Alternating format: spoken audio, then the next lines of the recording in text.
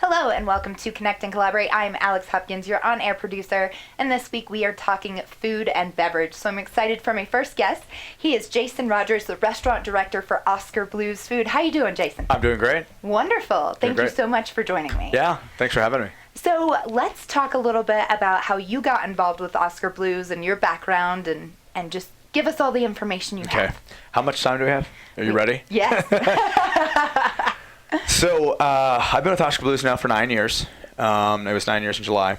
Oh, well, happy anniversary. Yeah, that was good. So, to rewind, I started off in culinary years ago in Chicago. I went to school for physical therapy for biology, and then I decided that wasn't my passion, and that I'd been working in restaurants the entire time. And I think it was also right when the celebrity chef thing was starting to happen. Okay. And not that I have anything to do with that, but of course I watched like the Frugal Gourmet and Julia Child growing up, and Justin, the guy from New Orleans. Oh yeah. I love that. I loved cooking as a kid, and I loved everything about it. But all the kitchens I worked in was a guy with like a tank top with a cigarette hanging out of his mouth. So the classiest of kitchens. But that was a thing that was going on, and I was like, man, I just want to cook. I want to be in restaurants, but I just luckily like Emerald had just come out, so there became like a little bit more like, oh, this could actually not be a dirtball job, and there's another way to put it. Of course, there's amazing chefs that were out there doing hotels and stuff, and that kind of scene too. So I packed up everything. I was at University of Iowa, and I went back home to Chicago, and just decided to start applying for cook jobs. Leading up to that, I was cooking in kitchens and doing short order stuff before that, and I just had a knack for it. Went on to move out to Vail. I got my first sous chef job in Vail. I was excited to move from Chicago to Vail. And I did that. It's quite a shock, though, right? Culture shock, I bet. It was. I lived on a very loud, crazy block in Chicago above a place called the Wiener Circle, if you know about it. I do not. It's pretty awesome. Okay, it's about the size of this room, and you go in, and they tell you off, and they give you a hot dog. Perfect Chicago. Yeah, it was very good. Yeah. But it was just a loud corner. And then when I moved to Vail, I remember it took me like probably the first 3 weeks before I was comfortable with how dark and how quiet it was at night when I was going to sleep. Grabbed a sous chef job there with one of my mentors, Jesse Lapitan. Jesse and I worked together in Chicago. He got the job as executive chef there. Followed him there. Went on to do some cooking stages and did this thing in Hawaii and met a guy named Todd English. Todd had a series of restaurants on the East Coast, and he was opening one in Aspen. And he said, hey, what do you think about coming over to Aspen and working? So I moved to Aspen. I was in Aspen for 4 years. I became his executive chef there. Then I went on to the East Coast to open up the Borgata Casino there, and that was kind of a crazy move to go from Aspen to Atlantic City. And everybody thought I was pretty crazy, but price of living, Oh yeah, absolutely. Full circle. Got back to Colorado. Started working I worked at the St. Julian Hotel in Boulder. Grabbed the executive chef job there, and I moved all the way back to Colorado. I'm like, I'm not going to live in Broomfield. I'm going to live in the hills. So I found this little town of Lyons, and it looked cool, and it was commutable to a lot of fun stuff. And I was like, you know what? I'm going to live here. So I moved into Lyons, and there's this cool little brew pub in town, and I was like, this is, there's a river running through it, and there's some single track out back. I was like, all right, this is where it's at. And then, of course, just by the small town, I got to know this guy named Dale Katechis and his wife because our kids were the same age, just school stuff. Oh, nice, yeah. And he was making some beer in a barn down the street, and I would send stuff over from the Julian. I made ice cream with one of his beers once and brought it by, and just, because it was like, this is back when that whole like Napa of beers, where they're giving, the Northern Colorado this thing. And then it came about. I grabbed another job in Denver, the JW Marriott executive chef job there. And Dale and I went on a bike ride just by coincidence, mountain bike. And he was like, what do you think about, jumping ship and cooking, here? I'm opening this restaurant in Longmont and whatever. And so that's how it all started. That's how we kind of got it going.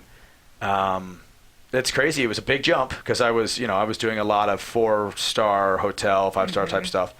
And then overseeing big banquet departments and the like of all that. Right. And then to jump ship and to go to just restaurants again, and to go to like barbecue and chicken wing nacho restaurants. Right.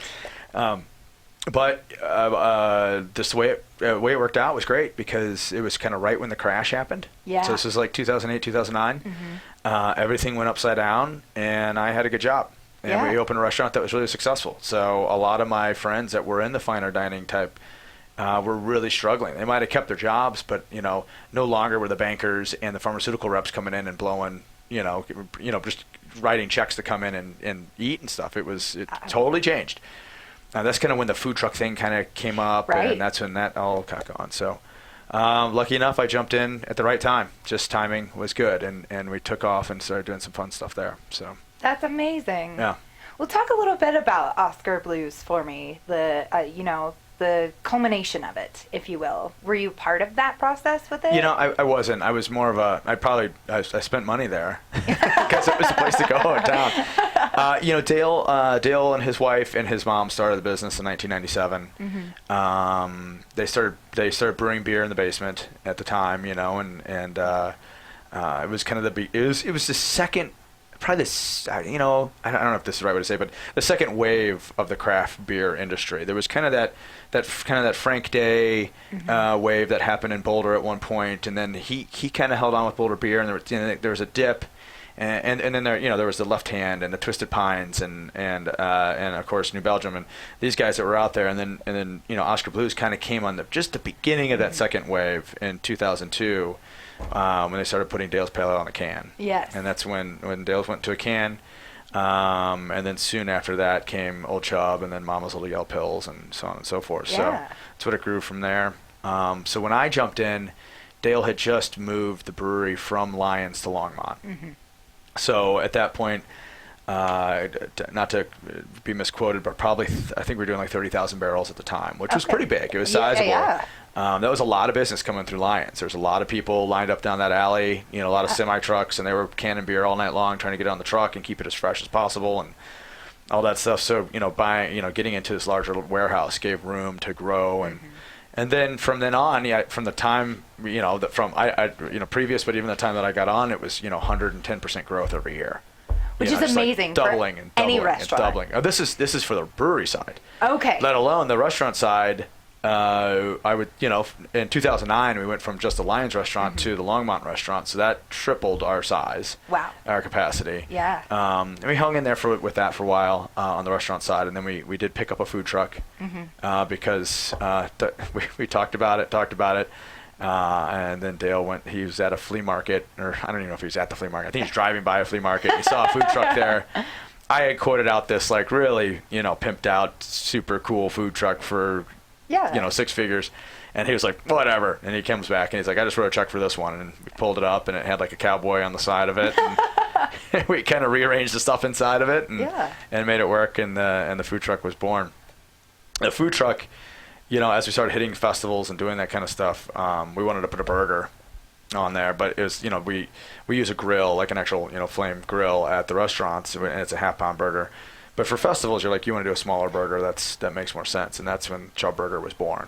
And that was kind of the joke, Old Chub Beer, Chub Burger, Yeah. And so we started calling it Chub Burger, and to this day, we certainly could have done chefier things maybe out of the truck, but that we always had the biggest line. I was going to say, tons of people love that burger and a beer, right? Yeah, it's simple. You're at a show. I mean, even my guys that I know that are still doing a lot of festivals that have pizza and have other things, if they have a chance to do a burger at a festival, they do it because you kill with it because everybody wants a burger. So that's when Chub Burger was born, and then we went on to open our first Chub Burger in Longmont at some point, 2012. We opened up Chub Burger in Longmont. And then at the same time, we signed a lease for our taco shop. So we started making our own mountain bikes. And like I said, how much time do we have? We're gonna make it. You're fine. We started making mountain bikes, and we were making the frames, and you buy all the other parts, And Dale wanted to put together, a retail shop. He always, he'd like to have something that you can touch and feel, not just like an online store. And I said, well, let's partner this with a restaurant. Let's glom it up. And we found a spot that was a turnkey, and we jumped in, and Cyclops was born. Yeah. And we kicked around ideas for the name and whatever, and it was Cycle and Hops and Cyclops. It had nothing to do, but it says Bike Cantina, so that helped say it was Mexican food. And the restaurant was big that we found, and I thought it was going to be like, all bikes on the window. I thought it was going to be bikes with like a little taco window. Yeah. And then it was like, no, it's going to be like a bike window and a big restaurant. So as we got into that, and we dug in. I started off with, I think, 6 or 8 tacos on the menu, guacamole, and just kept it really simple. I thought, we're just going to keep this super simple, tequila tacos. But we were in Longmont, we weren't in Lodo where that was sustainable. Right. We had to find a way to up the check average. So I said, okay, well, we got to obviously put a burrito on the menu, and then now let's do chili rellenos, and now let's do a couple chefier things. And, now today we have like paella on the menu, which I know is not Mexican, but it was just, the neighborhood was like, we want paella, and we made our own chorizo, and we had chicken, and we got some saffron, we got rice. I was like, sure, let's make a cool paella. And why not? And now we have like a $16 entree on there, so our check average could justify paying the rent. Right. And it became a little neighborhood joint since Cyclops was born. How are the bikes doing? How's They're that doing side of great. the house? They're doing great. Okay. I think we do about 250 a year still. Oh, cool. Okay. They're all handmade, from start to finish. We have 2.5 welders on. I basically share an office with them, so I see those guys all the time. I have 3 of those bikes, so I'm pretty stoked. And they're amazing bikes. They really are. So we do steel, aluminum, and titanium. It started off as it's just like almost just like the taco shop. Right. We started off with just single speeds. Mm-hmm. We were like hardcore, like single speed or die. And so it was belt driven. We hooked up with Gates over here and got belt driven bikes. And then same thing. We said, well, maybe we'll do a geared hardtail version. And now maybe we'll do kind of a road bike, and maybe we'll do a cross bike. And now we have a full suspension mountain bike. We've gone goodness. full. So now they have paella. Yeah. Paella bike. They got their paella. Yeah. So it just kept going. It just kept evolving, and that's what became of that. Right around that time, the Rockies approached us to put a Chub Burger on the rooftop of Coors Field, and that's so we kicked that idea around for a while. I've been there several times. Yeah. That's been the people that work with the Rockies and with Aramark are just they're great people. Yeah. And they're in the same boat. They're just hanging on for dear life. There's a line out the door, trying to sling burgers, trying to hire help, which is hard, which I'm sure we're going to talk about in a minute. Yes. And they have, so it's been good though. I think for the brand, it's certainly been a lot of recognition up there. Yeah. We went on to open a Chub Burger in Rhino, River North. Mm-hmm. And then somebody got the wacky idea to start roasting coffee. So we started roasting coffee beans. So we opened a coffee shop next door. And like, well, what are we going to do with coffee? And we're like, oh, let's do donuts. So then I got this amazing donut chef, and she's great. She just won our best donuts in Denver, voted by Westward. So yeah, she's just killing it over there. And then the joke was it was coffee, beer, and donuts. And so we're sitting there because it's a liquor license and all that. So we're sitting there writing like, what's the LLC? And I was like, oh, it'll be CBD, coffee, beer, donuts. So the joke got out, and people are like, are there CBDs in your donuts? I'm like, no, it's just coffee, beer, donuts. Yeah. It's not actually CBD. But, yeah. Well, in this town, that's a big deal. Yeah, I know. I kind of poked a sleeping giant there. People are like, "What? This is not dare you? Not a CBD donut?" Like, yeah. We could, I guess. Why not? Yeah, that's a different license. Oh, absolutely. It's a lot of red tape to jump through. Yeah. So this last year, we jumped in. We signed this killer lease down in Lodo, and we found an Oskar Blues there in a music venue, and so Oskar Blues Lodo and the Black Buzzard were born. But there was a lot of red tape because there was a lot to go through. It's Lodo. It's a historic building. It needed a lot of work. Yeah. So we kind of got going on that. And then meanwhile, somebody found a place in the Springs and said, how about Colorado Springs? And so we said, okay. So we actually design and concept and everything got Denver going. And in the middle of that, we found Colorado Springs, designed and started construction on that before we started on Denver. Oh, wow. So this whole time we thought Market Street was going to open way before the Springs, and we were scheduling this out and going, okay, this is what it looks like. This is who's going to take care of that. So we're going to hire for this, and it just went just like totally glommed on us. Yeah. And so the Springs opened this last year in October. Yeah. Successful opening, and things were great. It was an old Chicago. I think it was the second or third old Chicago in the group back in 80s, whenever those things were down there. They had it for 32 years as an old Chicago. Yeah. So we walked in the door and remodeled that place, and now it's an Oskar Blues, and it's 48 beers on tap, and it's just phenomenal. The folks in the Springs, I didn't spend a lot of time in Colorado Springs, and what I would say is, especially being there in Tejon, is the connection with the mountains. Mm-hmm. Where Denver and even Boulder, we're almost kind of, we certainly can go hike and stuff. We're almost jaded by I-70. Right. We feel like we can't get up and ski. Where these folks can just jump on 24 and go in Buena Vista. You know what I mean? And they can get out, and there's like, it's almost kind of had that feeling like Vail and Aspen did, where people on their day off went fly fishing all day or went mountain, so had a great experience down there, and people down there are really great, and they've taken us in, and we've done good. And then Market Street opened about 6 months ago. So and then Market Street opened, and it's just been crazy down there trying to get that whole ball of wax going, and there's been a lot of construction all around us, and we're going to be in such an amazing spot. That bus station, the bus station at the end of 16th Street Mall is gone, and it's about to be this giant infill, and it's really cool. Well, congratulations. It sounds like you guys are on a roll and not stopping anytime soon. Yeah, it's been a lot. It certainly has, So much at once that, I think we're still trying to, I think it's very normal for Oskar Blues to grow like that organically and then figure it out.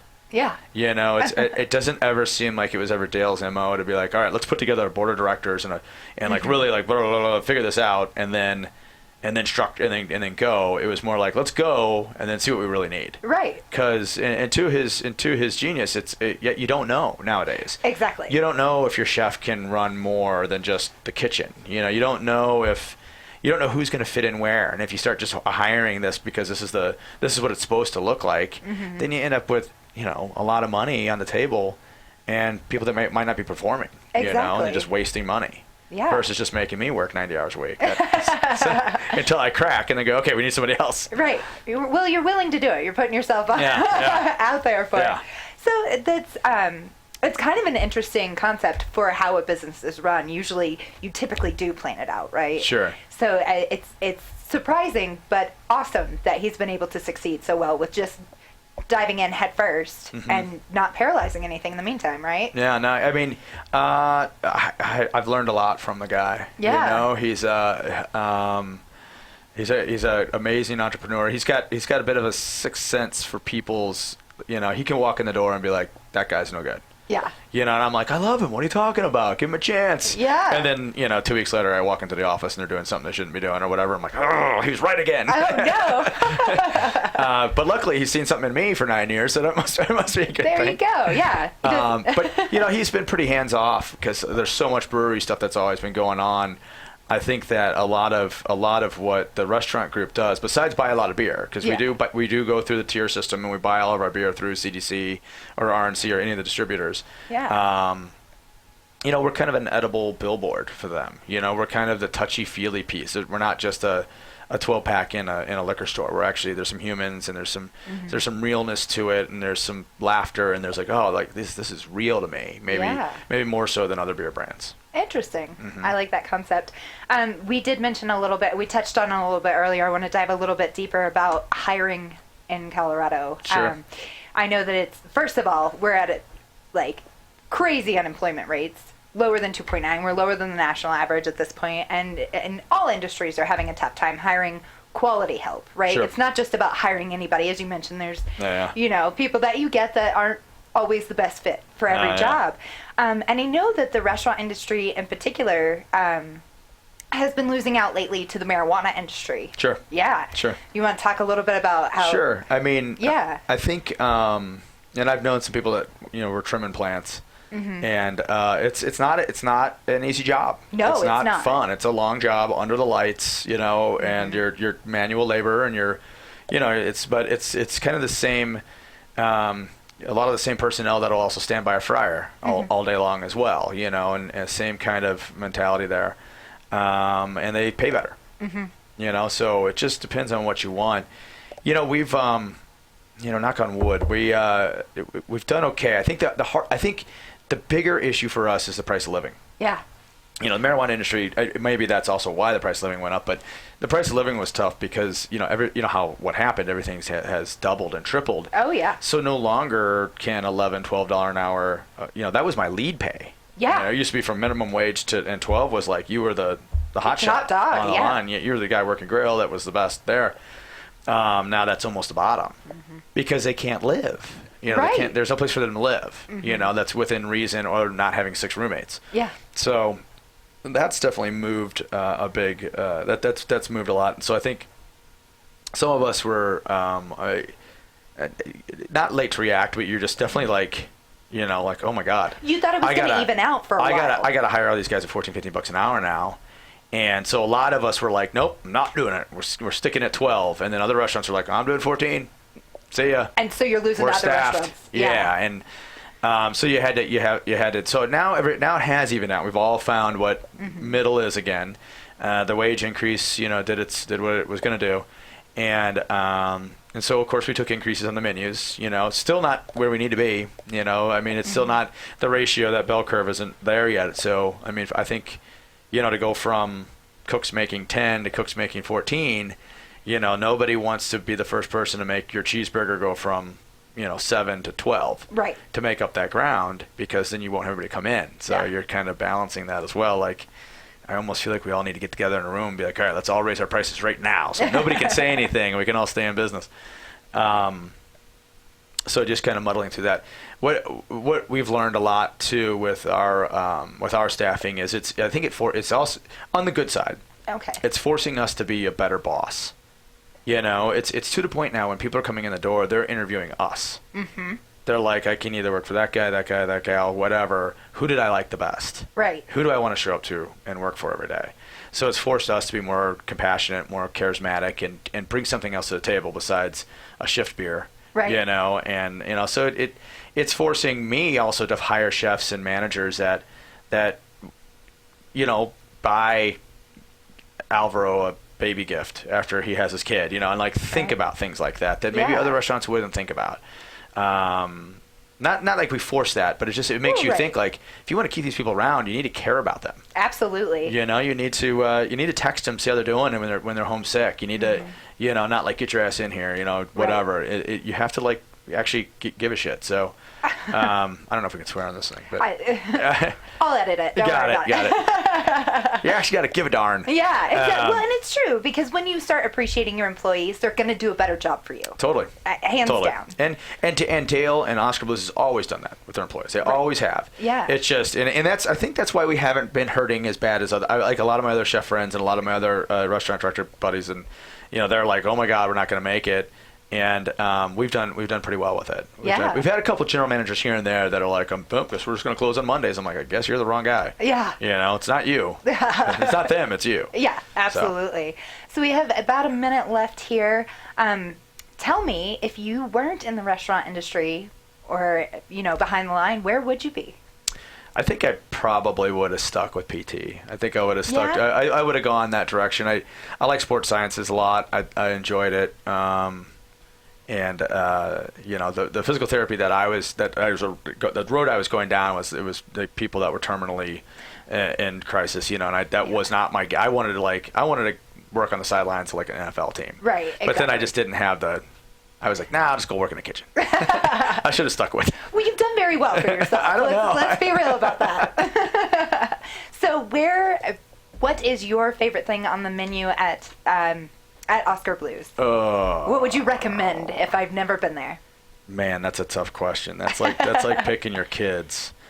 You know, we're doing some fun stuff.